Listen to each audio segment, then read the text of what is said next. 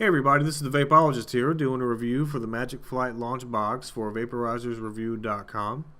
I have to admit I came into this review pretty skeptical. I haven't used many portables, and the ones that I have used just left me with a feeling that I was wanting more.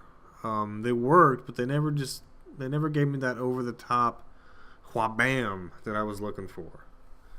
And then I met the Magic Flight launch box. Straight out of the gate, I have to say, this thing looks weird. A battery sticking out the side? What the... Its size is shockingly small, but I still think they could have found a better solution for the battery. But just one man's opinion, of course. With the use of natural wood, it is kind of an odd juxtaposition of nature and technology, but that's exactly what a vaporizer is anyway. The launch box comes with 2 batteries and a charger, and a small brush for cleaning the screen. Also included is a small glass tube that is optional, but I found it to be the only way to use it. Without the tube, it's just a bit too warm. However, I can definitely see the advantages of not using the tube in certain situations. The batteries are a bit unique in that they do not have stickers or labels covering them. The negative part of the battery is actually the outside skin of the battery. They come with included caps which prevent them from accidentally discharging if, let's say, you had them loose in your pocket or your purse and something metal like your keys were in contact with both the positive and the negative ends. You can use any AA nickel metal hydride rechargeable with at least 2000 milliamp hour rating, as long as you remove the stickers and adhesive before you put it in your launch box. The launch box website has extensive information about batteries and chargers if you need it.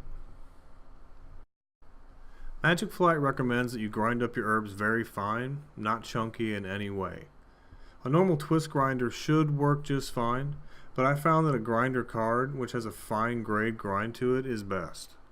It works well, it fits in the case or wallet easily. If you have a launch box, you should definitely pick one up.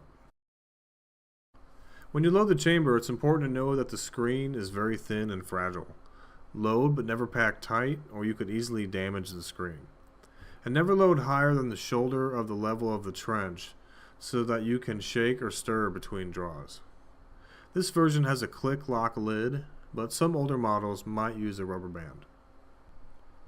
Once your battery is inserted and the trench is loaded, squeeze the battery until the battery goes in all the way.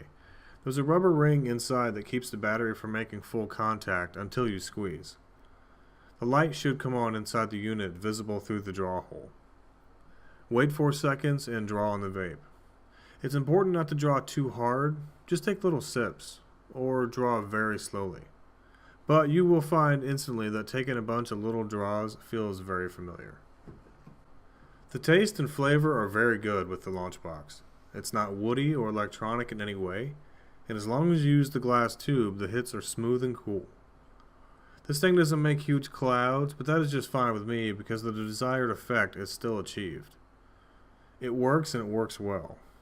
Between hits, it's important to shake the box to mix up the herbs to get the most even coverage. After each load, it's recommended to clean the screen with the included brush. I don't think that's realistic, but that is their recommendation. But I would say I use mine about every 5 loads, and that seems to work for me. They do offer a plug-in adapter for home use, and a water pipe adapter as well, and have recently added a concentrate tray insert, so look for a review of that pretty soon. On the downside, the battery life situation isn't very good. 1 fully charged battery per load is what their site claims. I'm getting a little closer to 2, but still, that's really bad. You will spend a lot on extra batteries, or you'll wish you had. I need to get 10 to 20 uses out of any portable, and I don't think that's asking too much. I also wish the glass tube somehow slid inside the box when not in use. It's pretty easy to lose. The launch box did outstanding in the drop test. After being dropped from a height of 4.5 feet, the only thing that happened was that the lid opened up and the contents flew out, but I can live with that because the vape still worked perfectly. Overall, I like this vape. I thought it was kind of a novelty at first, but it does work, and it definitely delivers strong, powerful hits. And that's really what we're all looking for. The battery situation is a little funky design-wise, and longevity is just bad. I don't want to have to carry around 16 batteries when I go on a hiking trip with this thing. I need something that's going to be able to make it for a weekend of conservative use or one day of heavy use, at least. But this thing can't do it. It cannot get there at all. So it works great. It tastes great. It gets hot enough. They figured it out in this size, except for the battery. So it'll be perfect as soon as they do that. For additional information about the Magic Flight Launch Box or any other vaporizer, head on over to vaporizers review.com for more.